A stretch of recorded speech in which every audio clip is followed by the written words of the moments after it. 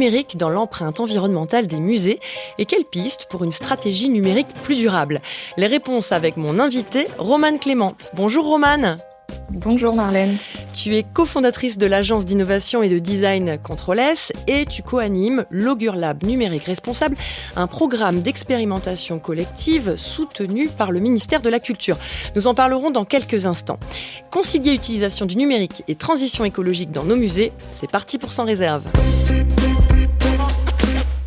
Alors Romane, pour commencer, tout domaine confondu, est-ce que tu peux nous dire quelle est la part du numérique dans notre empreinte globale ? On a des chiffres qui varient, qui sont quand même proches, entre 3 et 5% des émissions carbone au niveau mondial. C'est ce qu'on impute au numérique aujourd'hui. C'est plus que l'aviation civile pré-Covid, donc ça nous donne un peu une idée. Mais surtout, le numérique, c'est pas que du carbone, et ça, on va beaucoup insister dessus. C'est aussi de l'eau, c'est aussi de l'électricité. Donc tout ça, c'est hyper important à prendre en compte. Est-ce qu'il y a des modélisations aujourd'hui est-ce que tu as une idée sur les trajectoires pour cette empreinte numérique dans les prochaines années ? Est-ce que ça se stabilise, ça augmente exponentiellement ? Oui, et c'est d'ailleurs un des gros problèmes du numérique, c'est qu'on pourrait se dire, oui, en vrai, pour l'usage que la planète entière a du numérique, c'est pas si gros. Et d'ailleurs, je prends l'exemple de l'aviation civile, tout le monde n'a pas accès à l'avion. Donc en fait, on peut se dire, ok, ça va.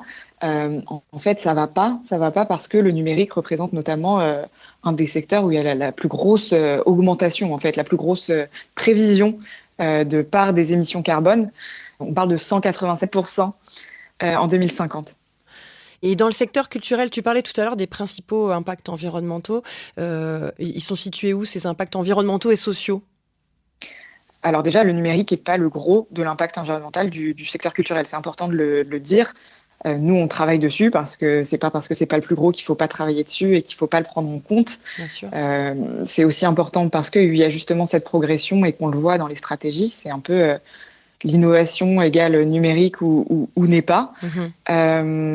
Mais clairement, dans la culture, il y a une grosse question de mobilité, de mobilité des publics, mobilité des artistes, mobilité des œuvres, une question aussi de bâtiments. Donc voilà, je veux pas mettre le numérique comme le truc absolument le plus dévastateur pour le monde culturel. C'est pas le cas. C'est juste que il faut se poser les bonnes questions. Il faut se les poser maintenant pour des questions environnementales, pour des questions aussi d'éthique, de dépendance aux GAFAM, d'impact cognitif sur les publics, de stratégie en fait, de résilience aussi. Et puis voilà, on sait qu'il y a des régulations qui arrivent vite. En France, ça arrive même très vite. On pense que c'est le bon moment pour les institutions culturelles de se poser ces questions. J'aimerais qu'on fasse plutôt un focus sur les musées, les institutions culturelles type musée aujourd'hui, et savoir quelles sont nos pratiques, les pratiques qu'il faudrait prioritairement cibler, s'il y en a. Est-ce qu'il y a plus urgence dans certaines pratiques que d'autres concernant le numérique dans les musées ? Oui. Et d'ailleurs, on peut en fait réutiliser les données qu'il y a côté France. En fait, il y a une part usage versus matériel dans l'impact environnemental du numérique. C'est-à-dire usage, 1 heure de Netflix, matériel, mon ordinateur. Concrètement, en France, c'est 20% usage, 80% matériel dans l'impact environnemental du numérique. Donc en fait, on se rend compte très rapidement qu'il ne s'agit pas forcément de juste faire trier ses mails à l'ensemble des collaborateurs du musée, mais plutôt d'allonger la durée de vie des équipements, de ne pas acheter trop d'équipements numériques, de réparer, de faire durer. C'est vraiment le nerf de la guerre. C'est hyper important. Après, au niveau monde, on n'a pas le même ratio usage versus matériel. Pour la simple et bonne raison que on n'a pas les mêmes mix électriques. Donc en France, par exemple, si je fais tourner 1 heure de Netflix, c'est essentiellement grâce à l'énergie nucléaire qui est décarbonée. Et c'est pour ça qu'on a une part 20% usage, 80% matériel. Mais donc s'il y a une chose à retenir, c'est qu'il faut travailler sur le matériel, faire durer, ne pas jeter l'intégralité du parc informatique quand il est comptablement amorti. Enfin, il y a vraiment des stratégies pour faire durer les matériels informatiques. Et quand je dis matériel informatique, ça prend, alors certes, les ordinateurs, mais dans le monde de la culture, c'est pas les seuls matériels informatiques qui sont déployés. On a tout ce qui est nécessaire à une exposition. Ça peut être, je sais pas, des douches sonores, des projecteurs. En fait, tout ce matériel-là, il est aussi crucial de le prendre en compte dans ces politiques alors, j'ai envie de dire duraison, c'est pas du tout un bon mot, de faire durer nos matériels. Et c'est hyper important pour le monde culturel d'intégrer justement ces matériels-là, de dire, OK, est-ce que je rachète reconditionné? Est-ce que même c'est possible avec les conditions, je sais pas, d'un artiste, par exemple, qui voudrait tel ou tel matériel particulier? Si un matériel ne fonctionne plus, qu'est-ce que j'en fais concrètement? Qui gère ça aussi? C'est des logiques hyper organisationnelles. Qui gère ça au sein de mon musée? Est-ce que j'ai l'énergie et l'argent à mettre dans la gestion plus durable du matériel? Enfin, c'est vraiment des questions qui sont hyper importantes à se poser comme ça. Est-ce qu'il y a aujourd'hui des fabricants de ces matériels-là qui ont vraiment cette posture, ce travail-là de produire des choses plus durables aussi? Parce que c'est un vrai sujet quand même. Oui, mais pas encore assez. C'est vrai que, bon, on en avait rapidement parlé avant. Quand on parle par exemple éco-conception des expositions au sens scénographique, on a de plus en plus d'acteurs qui se penchent sur la question, d'experts, de matériaux, de façons de faire, de la circularité dans les expositions, dans la scénographie. Côté numérique, c'est vrai que c'est beaucoup plus compliqué en fait. On n'a pas forcément... Puis même quand on va parler de reconditionner, qu'est-ce que ça veut dire? Qui l'a reconditionné? On l'a reconditionné où? Est-ce que j'ai la même garantie? En fait, ça pose beaucoup de questions et il faut pouvoir y répondre. Et c'est un des buts notamment de l'Augure Lab numérique responsable, c'est qu'on essaie déjà de mettre en commun les réflexions, de mutualiser, et puis d'avoir des solutions les plus concrètes possibles. Je pense sur ce sujet du matériel, la première année, on avait un sujet ressourcerie en gros de matériel numérique d'exposition, avec ce constat très fort on est face à un paradoxe. Les études d'une part mettent en évidence l'impact environnemental du matériel informatique, mais on continue de renouveler les équipements à une fréquence qui est dictée par l'obsolescence, alors qu'elle soit programmée ou pas. Mais en gros, c'est pas soutenable compte tenu de l'épuisement des ressources qu'il faut pour faire ces équipements-là, en fait. Je crois que c'est 1,2 milliard d'équipements électriques et électroniques qui ont été mis sur le marché en 2019. C'est énorme. Ouais. Dans la culture, on a des casques VR, des contrôleurs, des trackers, des douches sonores. Enfin, on a une série aussi de matériels qui font partie de ces 1,2 milliard d'équipements. Et donc, voilà, il y a vraiment une notion de répondre à cet enjeu. Et pour le coup, nous, on l'a fait en mettant en avant, en mettant comme levier les communs et l'économie de la fonctionnalité. Alors nous, revenons en arrière, Romane. Petite présentation de l'Augure Lab numérique responsable. Qu'est-ce que c'est? Est-ce que tu peux nous expliquer ce qu'est ce programme? Et on y revient après pour parler des choses concrètes qui ont été développées. C'est un programme qu'on appelle un programme de recherche-action qui a vocation à rassembler chaque année, sur une durée de 8 mois, une vingtaine d'établissements culturels, que ce soit des établissements publics, que ce soit des fondations privées, que ce soit des directions culturelles dans les territoires, de rassembler en fait ces professionnels-là de la culture autour d'une question: quelle sobriété numérique pour relever les défis du secteur culturel à l'heure de nos transitions sociales et environnementales? Ça, c'est le fil rouge du programme du Lab. Depuis 2022, c'est ça, hein? Depuis 2022. En fait, le programme, il dure 8 mois. Donc, il court d'avril à décembre. Et on le renouvelle chaque année avec des nouveaux participants, avec des nouvelles problématiques qui sont à chaque fois assez précises pour pas non plus essayer de tout traiter et au final ne rien traiter. Et ce programme, ce qui est intéressant, c'est que on a vraiment vocation à ne pas faire une énième table ronde sur les sujets numériques responsables, mais vraiment de créer des outils utiles, utilisés, utilisables par le secteur pour qu'ils puissent se saisir de ces enjeux numériques responsables qu'ils ont très bien identifiés en interne comme étant en fait hyper stratégiques et hyper importants pour leur stratégie RSO, mais aussi pour la maîtrise des coûts et puis pour la conformité légale. Donc chaque année, il y a une promotion d'une vingtaine de personnes qui représentent des institutions culturelles. Et tu disais, ces promotions travaillent systématiquement sur le même fil rouge. Mais est-ce que tu peux nous dire les 2-3 sujets sur lesquels ils ont travaillé les 2 dernières promotions, donc 2022-2023? Quels étaient les sujets phares? Ouais.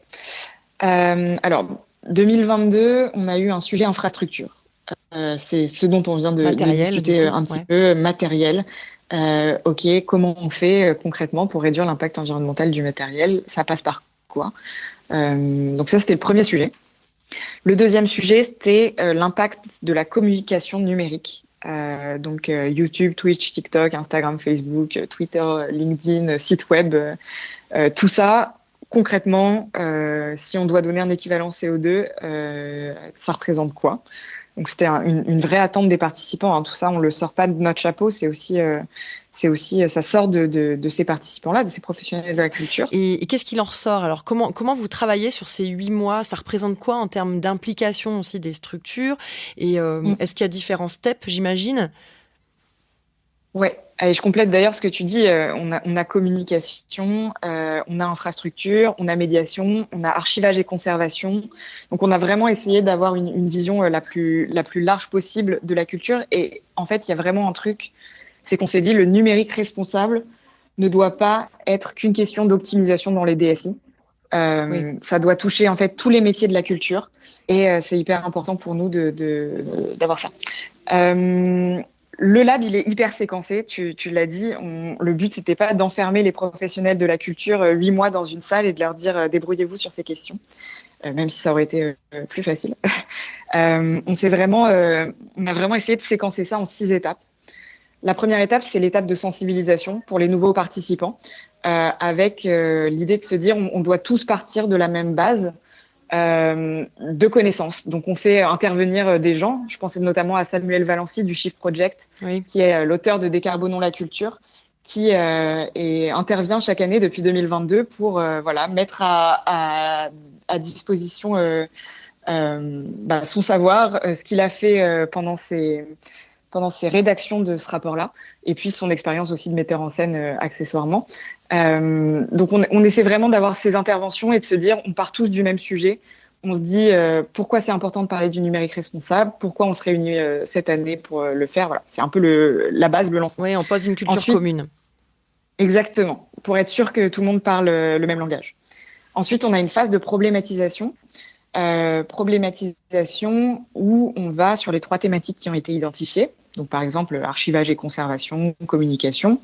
On essaie de trouver une problématique précise. Donc, ça peut prendre plusieurs formes différentes, mais c'est un peu comment faire en sorte que alors que on essaie d'avoir cette tension en fait dans nos différentes problématiques. Une fois que ces problématiques sont faites, on pousse ça en enquête terrain. L'enquête terrain, c'est 3 mois où on vient essayer d'évacuer les idées présupposées. On fait des entretiens semi-directifs, on fait une veille externe, on lit des papiers académiques aussi, qui sont finalement assez nombreux sur le sujet, mais un peu compliqués d'accès. Et cette enquête terrain, elle nous permet d'avoir des grands apprentissages. Alors, je crois que je t'avais donné cet exemple-là quand on en avait parlé ensemble, mais par exemple... on peut avoir des institutions qui nous disent oui, pour combler le trou dans la raquette de nos publics, c'est-à-dire avoir des publics plus jeunes, par exemple, il faut impérativement qu'on soit sur TikTok. Ok, est-ce que ça, c'est vérifié? Est-ce que effectivement, on a de la donnée dessus? Est-ce qu'on peut dire que c'est vrai? Ça, c'est vraiment, par exemple, le rôle de l'enquête terrain. Et alors, quelle est la réponse? La réponse, c'est que pas forcément. Et même, en fait, si on prend en compte les impacts environnementaux et les impacts sociétaux et cognitifs d'une appli comme ça, l'avantage n'est pas forcément pour l'établissement culturel d'être sur TikTok. L'idée de l'enquête, c'est d'avoir des billes à la fois sur les représentations qu'ont les publics et leurs pratiques, mais aussi les pratiques en fait des personnes qui travaillent dans les institutions. Tu parlais d'entretien semi-directif, c'est plutôt avec les personnes qui travaillent au sein des musées. Exactement, mais ça peut aussi être avec les publics. En fait, ça dépend complètement de la problématique qu'on va traiter à ce moment-là. Et alors, c'est vrai que je l'ai pas précisé. En plus de ta casquette de designer, c'est vrai que tu as fait une formation en sociologie.